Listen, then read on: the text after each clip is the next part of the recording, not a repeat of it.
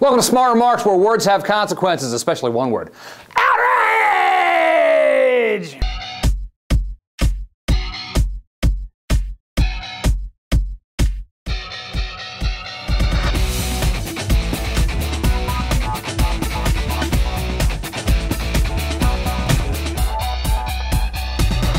So former President Bill Clinton has been speaking and writing about the 15th anniversary of the Oklahoma City bombing recently, comparing the incendiary rhetoric of that time with the incendiary rhetoric of this time, and saying that while a spirited debate is both good and necessary, words can have consequences, and that there's a basic line dividing criticism from violence or its advocacy.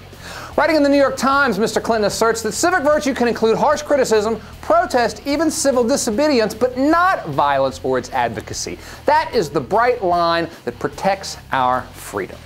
Well, you can just imagine how some of our friends on the right reacted to this. They were, wait for it, outraged! And you can understand why. It's not like they're advocating anything. You know, when Rush Limbaugh talks about the government under Obama, that the country's being overthrown, it's being ripped apart, transformed right before our very eyes, well, he's just trying to get people to go to vote and maybe give a couple bucks to Republican candidates. And, you know, when Sarah Palin superimposes gun sights over Democratic congressional districts and tells her followers it's time to reload, well, that's just a figure of speech. She's not suggesting anybody should be assassinated. And when a militia leader in the wake of healthcare reform urges people to break windows and then Democratic Party windows start getting broken, well, there can't possibly be any causation there. No, it's just a coincidence. See? Yeah, we see.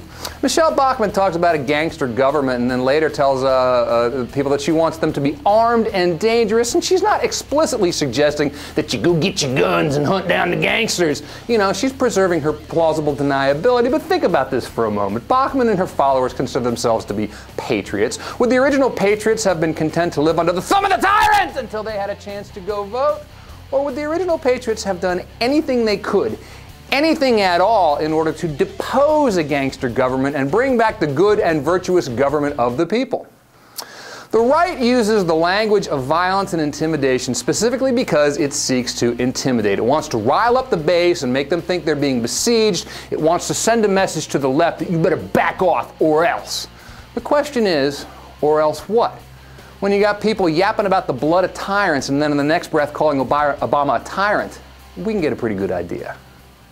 Thomas Jefferson said, a revolution every now and then is a good thing. We are at the point, Sean, of revolution.